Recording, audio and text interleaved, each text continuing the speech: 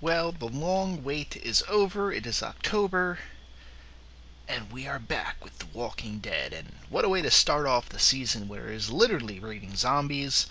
And I haven't seen any of the other reviews yet, but I guarantee you everyone has made that same pun. I know they were doing it on The Talking Dead as well. So let's get into it. We're into the new season. It's kind of a setup to the show. There has been a return to normalcy to a degree, as normal as you can be living in the zombie apocalypse. But their group has become a real community. I still say it looks like Woodbury had a better setup. They're still in a prison. I still kind of raise that question as maybe the prison group really should have moved into Woodbury. Looking at it, it looks like they had a better setup. And by the end of the episode, I think there's also an element that would go the Woodbury route was probably the better one to take. But yeah, the community has been growing at the prison. It's supposed to be about 6-7 months later. They've not only took the Woodbury crew in, but they've gone out and found others. Now they're taking the exact opposite approach that they took last season, where it is numbers that matter. Get as many people as possible, and rebuild a community, rebuild a life. It's easier to survive, and they kind of really seem to be addressing everything in a very logical manner. And it starts off, and they have all these zombies coming up to the fence and are going on really that they should have somebody that's their morning job, is just to go off and stick poles or a sharp stick through and kill as many of the zombies, and that's just your morning job. And as soon as I said that, they cut, and that was there was a group of people that go out to the fence with their little rebar poles and just stick the zombies. How they're getting rid of the bodies is another question. Because you go out, you kill 200 zombies a day, those should be piling up, right? And when they're all thoroughly killed, which we never see a point where it's like that. Did they go around and somebody have to collect and burn all the bodies somewhere? It's cause you don't see them piled up. That's one of the things that's in one of these zombie apocalypse movies. You never see the bodies start to pile up where they should be. Especially now that it's been a while. Also, where are all these zombies coming from? They're out in a very rural area of Georgia. There can't be that many people living in that immediate area. It's very, very rural out there. Areas where you have town populations of a 1,000 maybe. It's implied some of the towns that they're out there, it's only a couple hundred people per town. Very rural, very spread out. So where are all these zombies coming from? It'd be nice if maybe they address that at some point. They go, well, looking at the interstate route, looks like you're getting a lot of zombies moving out of Atlanta, and we're just in one of these streams or something. I know they are introducing other characters. Perhaps one of them will say that I was we've been kind of following them, and the Walker area tends to be a major artery that most of the walkers and the urban areas, when they start leaving the city, they kind of come through this area. And that I'd buy. Okay, that's why there seems to be a continuing resupply of zombies. Because if you figure they've been killing 100, maybe let's say that was an excessive day. I think they actually said it. But even if they're killing a couple dozen zombies a day, that's going to add up to half of that county's population after a couple months. And they are supposed to be all spread out. And they're still running across zombies every 5 feet in the woods. So, that's a minor nitpick, because what are you going to do? Go, yep. Well, actually, I would like to see that, where they kind of do, address, this area has basically been purged of zombies. Yeah, maybe a couple occasionally wander into the to the immediate like 20-mile area around the prison. But for the most part, you walk around, not have to worry about it. You have stories elsewhere. What else? Pretty much, I'm kind of glad I did watch the Talking Dead before making this, because they did kind of lay out that almost like every little scene that you saw is apparently going to have some sort of bigger play throughout the season. So, why they're not apparently all clearly visible now, they seem to be little points that are going to be made as the season progresses. Yeah, Rick with, well, actually I'm going to save that. But you've got, yeah, Glenn and Maggie, the pregnancy, the fact that he is so like relieved by her not being pregnant. She's gonna get pregnant by the end of this season. She's either gonna be eaten or she's gonna be pregnant. It's just the only two options we got now with that. You got Tyrese and that whole little thing where he's not liking the zombies, the killing part.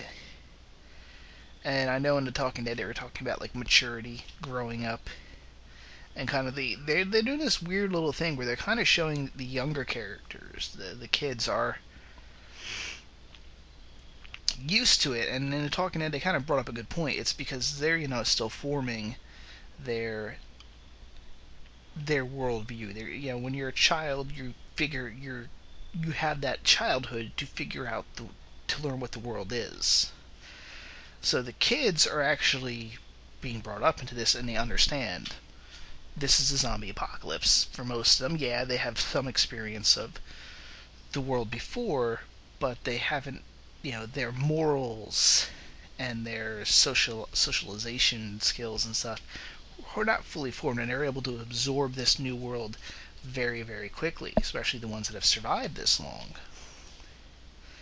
So I think there's going to be an interesting dichotomy going on there, where the kids have kind of already gotten to where most of the adults should be, like we had with Beth. Yeah, like we had with Beth when she finds out her boyfriend was killed, and she's like, I don't cry anymore. In that one little scene, they go, enough has been said, and kind of the shock look that Daryl has at this, kind of realizing that she's legit. She's disappointed too. She's disappointed. That's it. She's disappointed that he was dead. But outside of that, it's like, well, that sucks. It's like she was told that like a trip was canceled. Damn it.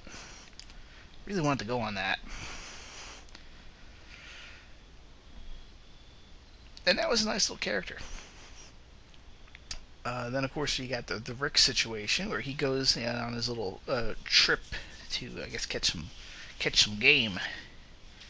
Comes across the Irish woman, and he kind of points out that he was very, very close to becoming her. And yeah, Rick was absolutely batshit insane last season.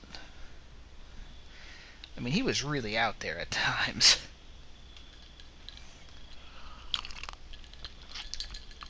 And so, I think for Rick, obviously, she is a sign of what he could have become. But she did do that, you can't escape what you've done. Really looking back, what has Rick done? Killed Shane, who really now in retrospect, we can see Shane was on the same path the governor was on. Very clear he would have been a governor-like character had he persisted. So we're kind of good. Really when you look at it, we kind of come to the epitome that the governor is what you don't want to be in the zombie apocalypse. Shane was clearly one of those guys. So that's about it. Yeah, you've left people behind, but again, maybe to a degree that's going to come back to this whole growing up thing. Like, yeah, Rick, you left people behind. That's part of the world. The kids don't hold this against you because they all understand it. type of a situation. We'll see. Carol, of course, doing her little teaching thing. That's gonna be like, why would they not, Rick, not want to have the kids taught how to defend themselves,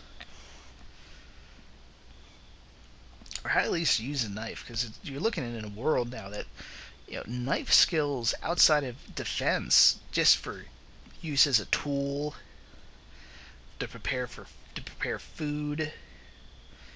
Knives and blades are going to be extremely important nowadays in this new world. So just for everyday use, his kids are going to have to start learning how to work with a knife, keep it sharp and such, maintain it, possibly build knives, make knives.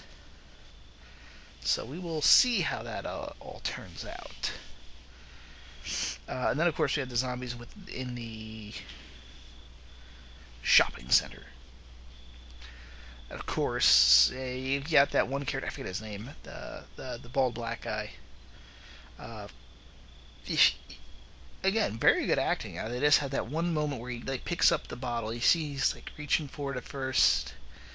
He picks up, and at first you're kind of wondering, is he grabbing it? This is the hesitation because they're only supposed to be grabbing vital supplies.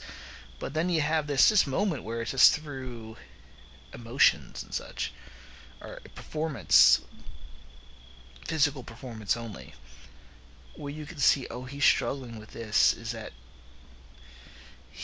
right there you just know he's a recovering alcoholic.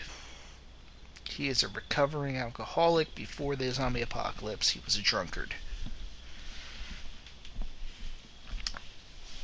And how he's probably going to beat himself up for just blaming himself for what happened. Although I will bring up, he had that situation, zombie, he puts it back on the shelf collapsed somehow. Although Nathan Fillion did point out there is a ton of videos of that happening on YouTube on The Talking Dead. But of course the noise attracts the zombies and they start falling through the roof. My only question is, those zombies were walking around that roof for probably months, if not almost a year now, and they're only now, every 2 steps they take are starting to fall through. Yeah, I call a little BS on that. There should have already been holes in that roof, and you know what? If that was it, if there was a hole in the roof or something already, and then once they heard the noise, they walked towards the hole and came through one central hole or something, I would buy that a little bit more. Or if it was a small hole and they all came and centered around it, and since they were in one central point, it finally made it cave. Oopsie. That I would buy, but it just seems like they should, just now all of a sudden they start stepping, and now the various parts of the roofs are giving in.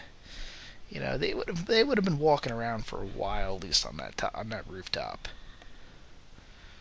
So I'm a little BSy on that, calling that as not being so wise.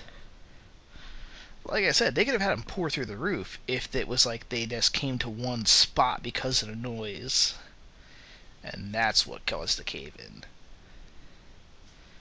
But I digress. Actually, really not. It's kind of on point. Let's see, anything else for this season? Again, there's a lot of potential future setup. Of course, setting up for the next episode is we have the one character, the Harry Potter looking kid. Apparently sick. They gave a couple little clues that he's feeling nauseous earlier. There's some sort of disease, and at night, in a huge sweat outbreak, he tries to shower himself off, obviously running probably then a high fever of some sort. Tries to cool himself off and collapses and dies in the shower. So I wonder, I think they're making the point is there's, these guys are now in a world, you can't only just die from the zombies. Other things can kill you too. It's tough now. and you've got these, I'm thinking diseases, because here's the connection, it's the pigs. Which, by the way, how come Herschel, they're kind of like, wow, well, the pig died, wow, without bringing up, is it a disease of some sort? And don't give me that kind of like BS. Well, they can't really tell. Herschel, we have established, his formal training is as a veterinarian. As soon as that pig looked a little not right, Rick should have went, hey Herschel, can you take a quick look at the pig? Okay. Because that's his area of expertise. When the animals are acting a little off, you have Herschel look at them. He's a vet, and I'm assuming a farm animal vet too, considering the area he was in. So, yeah, this is one time where Herschel's formal skills can be applied. I don't know if they don't ever have Herschel kind of start to address the pig stuff, but it's more than just a pig at the prison. Remember that pig in the forest he didn't seem trapped. He seemed like he was sick too, I think. Maybe I just didn't catch how he was snared. But if that was the case, then there's like, okay, you got some sort of pig disease going around, and now it's spread to the people. Maybe a little Harry Potter there got a little lonely at night. If this was HBO, they would have had that, but some sort of disease. It spread to the human. It's jumped to him, and he died of whatever disease. And they keep also shooting to this one zombie twice in this episode, where Rick's looking at him, and he's red, bloodshot eyes. They're like crying with blood. It seems like. I'm curious if there's some significance to that. Are they gonna like make a point like? Is like the virus jumped to the pig from the zombie? There may be something there. We shall find out in the future. But like I said, there's probably a lot of little tiny plot threads that have been dropped in here, or character moments or character evolution that we will see later on. Probably the Daryl and him getting to respect this council situation, all that. But we kind of know what's going to happen next episode, because it was kind of what they advertised on this season's trailer. They're going to notice there's a bunch of zombies in the block, and I think it was like D block or whatever, and they quickly spread and get people, and it becomes kind of chaotic, gets everyone nervous. And this is why I kind of brought up the situation with Woodbury, why it's kind of a better situation, is because they have a bunch of houses. Each house can be kind of secured. And remember, at night, even though it was kind of set up as a situation with how should I put it? Maybe a control situation, but everyone locked themselves in at night.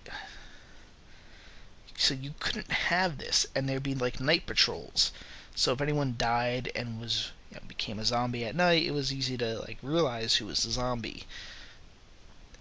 And if they would be contained also to that house, so it could be you had internal security. In the prison, they're kind of realizing that they don't really have real internal security, I think, is what's going to happen. And maybe there will be that kind of addressing that situation, exactly like why people, especially some of the ex-Woodbury people, should be going, this is kind of one of the reasons in Woodbury we had that setup. And we're kind of maybe realizing maybe the prison is not as secure as they think, or do they going to maybe have to go to some extreme of like, okay, well at night we now gotta lock everybody in. Are they going to create like a night watch? Oops. We will see. Like I said, a lot of stuff they're laying down here, a lot of stuff they're indicating, and I don't think will be really evident of the significance of certain things until we see it. But that's all for next week. So if you liked the review, check out some of my other stuff. Stay tuned for next week. Share, all that stuff. Ooh, a little bit of a hiccup there. Stay tuned for hiccups. Signing off for now, guys. Catch you next weekend. probably another movie review. Bye.